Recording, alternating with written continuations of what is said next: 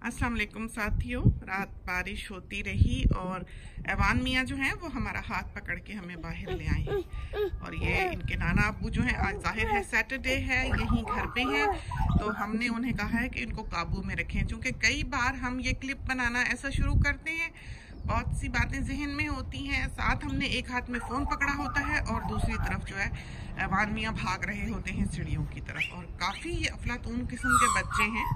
और ये मैगी है, ये देखें, ये हमसे इस वक्त खाना मांग रही है, सुबह सुबह हमें आके खाती है। और पीछे 4 साल से ये बेबीज देती है, अंडे देती है और बच्चे निकालती है। इसका कोई भी बच्चा इस तरह हमसे अटैच्ड नहीं है, क्योंकि जब इसका दूसरा बेबी आता है तो ये बड़े वाले बेबी को परे कर देती है, दूर कर देती है कि वो ना खाना खाए या वो छोटे का खाना ना खा जाए, और छोटा अपने साथ साथ रखती है। हाँ, ये ज़रूर है कि जब इसका जब ये आती है, जब ये अपना बच्चे को ट्री से नीचे उतारती है शुरू में, जैसे जहाँ ये अपने अंडे बच्चे देती है, जब ये बच्चा नीचे उतारती है तो इसका भाई या बहन जो बड़ा होता है वो उसकी रखवाली कर रहा होता है और ये हमसे खाना लेने के लिए आती है। लेकिन जब वो बड़ा बहुत ज़्यादा चिपकता है तो फिर ये उसको जो है उसकी पिटाई लगाती है कि पीछे हो जाओ, ताकि छोटे का हक जो है वो ना खा जाए। तो ये देखें ज़रा, आप इनकी कहानियाँ सुने और बहुत ही क्यूट हैं। लेकिन यही वजह है शायद कि ये बड़े बेबी को इतना हमसे अटैच नहीं होने देती। छोटा होता है तो साथ ही यही होता है, लेकिन जब बड़ा हो जाए तो चला जाता है, आता नहीं हूँ दरवाजे पे, कभी नहीं इस तरह जिस तरह ये अटैच्ड है हमसे कोई भी अटैच्ड हुआ। तो इनको खाना चाहिए, ये देखें। और जब ये बेबीज होते हैं इनके, तो ये मैगपाई है और इसकी कहानियाँ तो आपने सारे जहान में सुनी रखी होंगी कि जिन दिनों में इनके अंडे बच्चे देने का टाइम हो उन दिनों में इनसे सभी डरते हैं और ये एक हैजर्ड बन जाते हैं सड़क पर से गुजरने वालों का। और बाज़ औक़ात इनके लिए साइंस लगा दिए जाते हैं या इनको रिलोकेट किया जाता है, प्रॉपरली दूसरी जगह जाके इनका घोंसला जो है वो रखा जाता है। वो ट्रेंड होते हैं लोग ये करने के, तो बहुत अच्छी तरह से ये सारा सिस्टम जो है यहाँ पर रन करता है। हमें अमूमन यहाँ पर ऐसे लगता है आकर कि हम किसी कार्टून में हैं कि जैसे उसमें दिखाई देती हैं चिड़ियाँ आती उड़ती और आपके इर्द गिर्द हर तरफ आवाज़ें। अभी तो यहाँ पर एक और परिंदा भी बोल रहा था। यहाँ सीज़न होते हैं, यहाँ पर आवाज़ें आने के मौसम हैं कि कोई परिंदा जो है वो किसी साल के हिस्से में बोलना शुरू करता है, कोई किसी साल के हिस्से में बोलना शुरू करता है। तो हर वक्त ही साल में हर परिंदा नहीं बोलता। 6 महीने जो हैं एक परिंदे की आवाज़ें आ रही होंगी, 6 महीने जो है दूसरे परिंदे की आवाज़ें आ रही होती हैं। तो इससे मौसम बदल जाने का पता लगता है, आवाज़ों से पता लगता है। ये अम्मी पराठे बनाने के चक्कर में है अंदर, हमारे लिए उन्हें फिक्र होती है। पुराने वक्तों की ये बातें बहुत खूबसूरत थी। हम तो इंतहाई निकम्मे इंसान हैं और आगे की नस्लें तो हमसे भी गई गुजरी हैं कि अम्मी उठती हैं, वीकेंड है और हम रोज़ पराठा नहीं बनाने देते। हमें नहीं पसंद कि घर में चूल्हा घर सारा चिप चिप करे, ऑयल के फ्यूम्स हों, चाहे आपका कितना ही बेहतरीन एग्जॉस्ट क्यों ना हो। चूँकि जो रेंज हुड हमारे घर में लगी हुई है उसके नीचे अगर आप पॉट रख दें या पॉट उसको लगा दें तो वो पॉट गिरेगी नहीं, उसमें इतना वैक्यूम है और वो छत से बाहर निकलती है। ये भी नहीं कि वो फिल्टर करती है एयर को।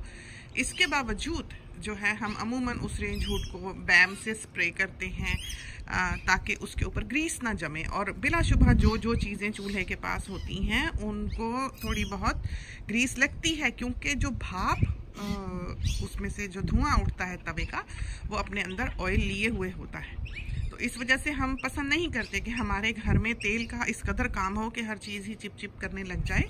और अब बात हम पुराने वक्तों की कर रहे थे, कहानियाँ इतनी ज़्यादा होती हैं कि बात कहीं से कहीं निकल जाती है कि अम्मी उठती हैं सैटरडे संडे को और हमारे उठने से पहले कोई 6:30 बजे समझें कि अम्मी ने आके और रखा हुआ होता है बटर आटा गूंद के उसके ऊपर रुमाल डाल के और तवा चूल्हे पे रखा हुआ होता है और सारी चीज़ें जो खुश्का निकाला हुआ, बेलन निकाला हुआ, तो सारी चीज़ें जो हैं पराठा बनाने के लिए रेडी होती हैं उनकी।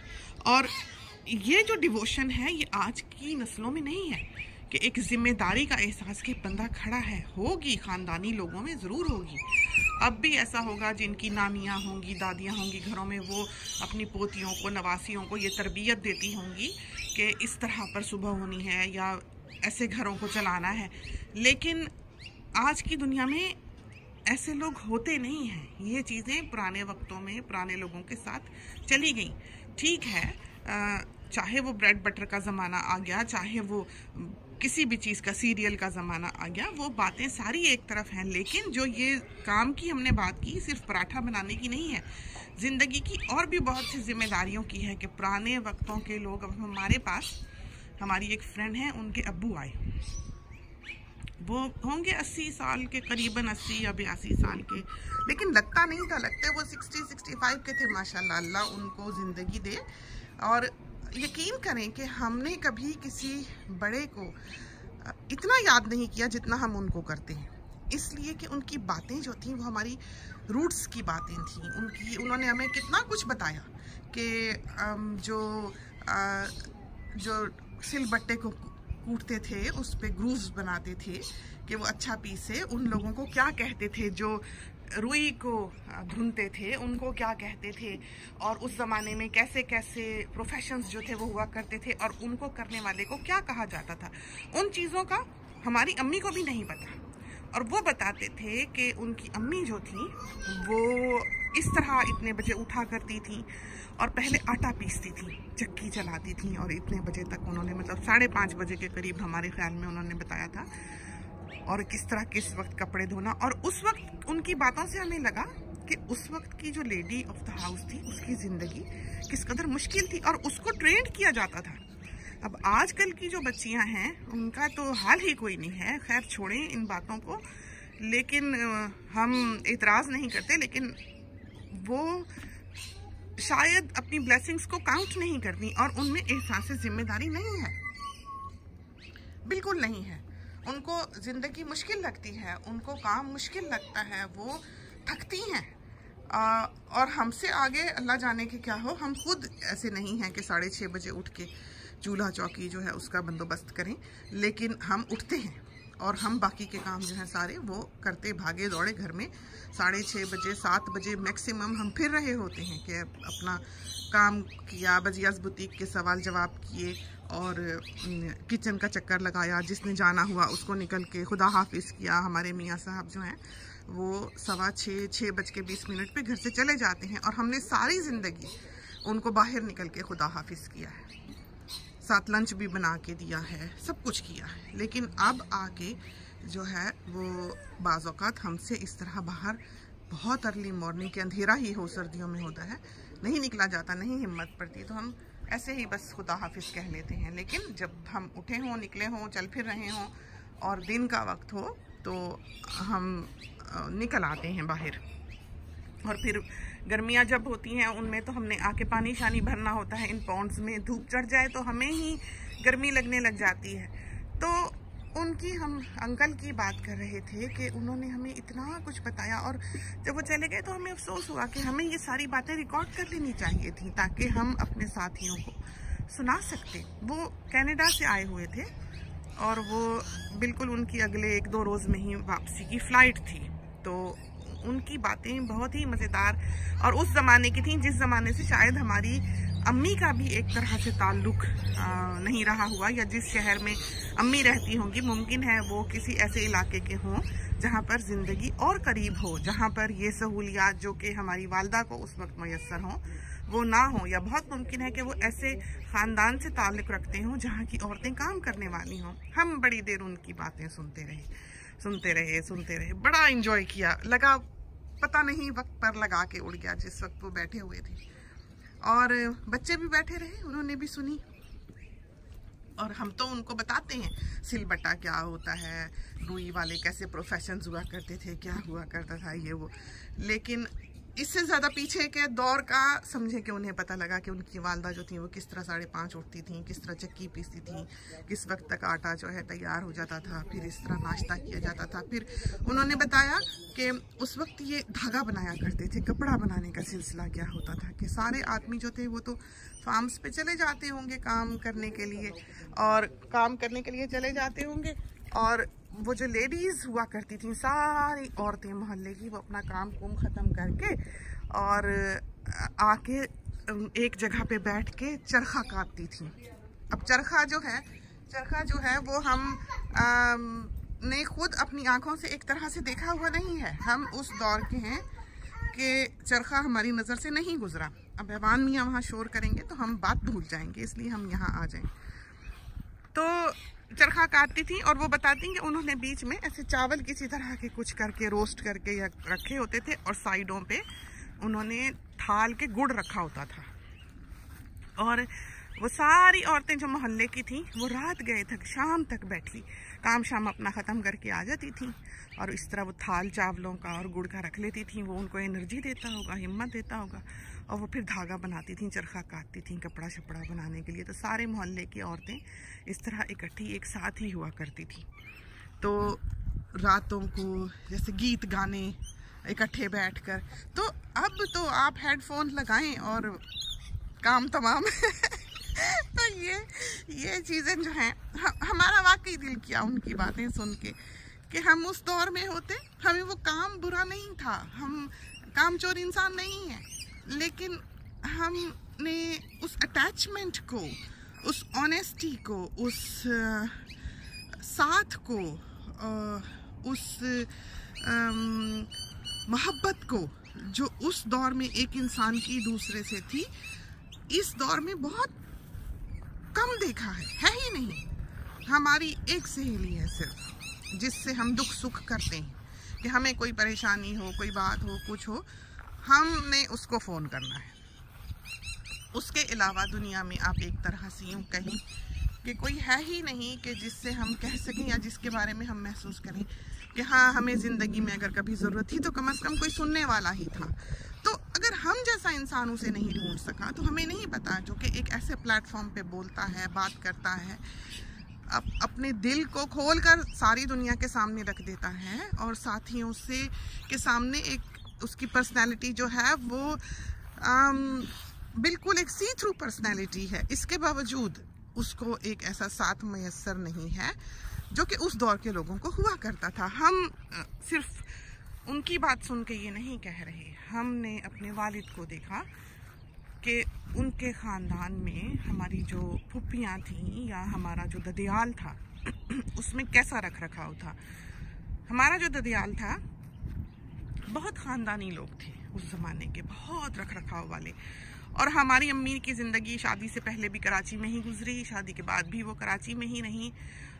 और हम जब अपनी फुप्पियों वगैरह के घर जाया करते थे, हमारे ताया तो खैर बाहर थे, इंग्लैंड में थे, और आया जाया करते थे, और लेकिन अब्बा और ताया बहुत अटैच्ड थे एक दूसरे के साथ। सारी ज़िंदगी वो एरोग्राम आता था नीले रंग का आपस में। उस ज़माने में कहाँ ये फ़ोन शोन, बस किसी ने आना हुआ तो आना, तार आया करती थी, टेलीग्राम आया करती थी। बचपन की, बहुत बचपन की बात है। तो थोड़ा हमने ताया को भी बहुत देखा। हम अपने अब्बा से डरते थे। अब्बा को तो हमने कभी अब्बा जान कह के नहीं बुलाया, कभी नहीं। और जो ताया जान थे उनके साथ हम बात बूत कर लेते थे। जो भी हमें अपने ख़ानदान का या पीछे का या दादा का या दादी की बातें पता लगी, हमें अब्बा से नहीं लगी। अब्बा नहीं बात करते थे, बहुत कम गो थे और बहुत ही जैसे कायदे आज़म टाइप इंसान थे। लेकिन ताया जान जो थे वो बहुत लाउड, बहुत शोर शराबे वाले। और जब वो आते थे तो हम बड़ा खुश होते थे कि अब ताया जान, एक दफ़ा हम बात बताएं कि क्या हमारी फीलिंग्स थी उस वक्त। ताया जान आए पाकिस्तान तो आमों के पकने का मौसम था, और हमारे घर में 2 आम के पेड़ थे। हमारा एक पेड़ जो था, हम ऊपर एक कमरे में रहा करते थे। अब्बा जान की जाहिर है 2 बीवियाँ थीं, एक नीचे होती थी, एक ऊपर, और हमारे पास ऊपर मेरे और अम्मी के पास एक ही कमरा हुआ करता था।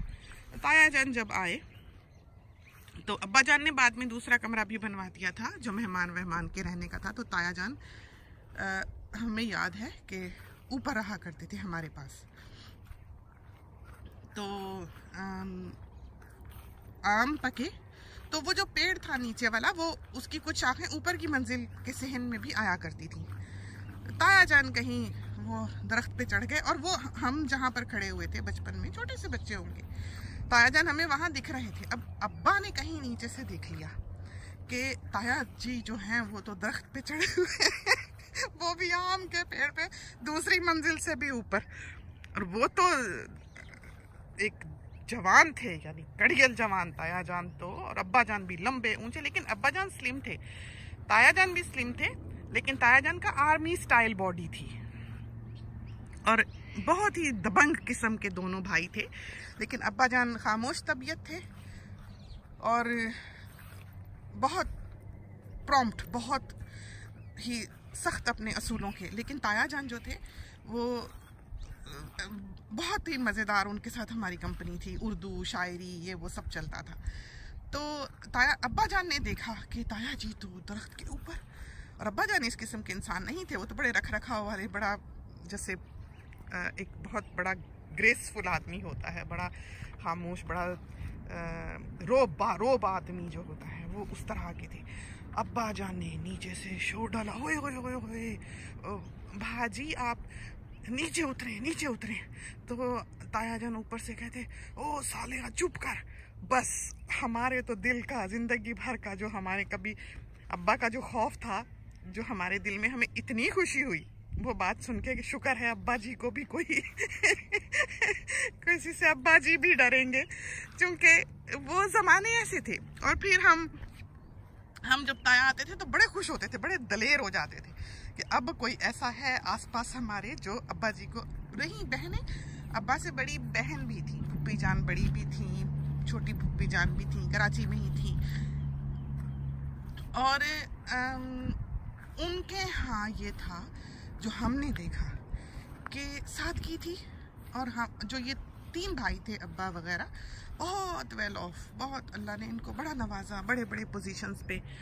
और वो जो हमारी पुप्पियाँ थी वो अच्छी थी, लेकिन इस तरह कहें कि बहुत ही खुला, जिस तरह रिस्क खुदा ने बॉयज़ के पास दिया, इस तरह बहुत मुमकिन है कि उनके पास नहीं था हमारे अंदाजे के मुताबिक, जो हमें समझ आती थी। जैसे इन लोगों की तो अब्बा जान ताया जान वगैरह की तो कोठियाँ शोठियाँ, हाँ उन लोगों के भी अपने मकान थे, सब कुछ था, बच्चे पढ़ते थे, सब कुछ था। लेकिन एक उनकी जो हमने ज़िंदगी देखी फूफियों की, होगी आलीशान भी ज़िंदगी के किसी मकाम पे, चूँकि हम सबसे छोटे थे ख़ानदान में, तो हमने उनके रिटायरमेंट के बाद की ज़िंदगियाँ देखी हुई हैं। हमने अपने फुफ्फाओं को काम पर कभी नहीं देखा था, और वो हमारी काफ़ी यंग एज में ही गुजर भी गए लोग।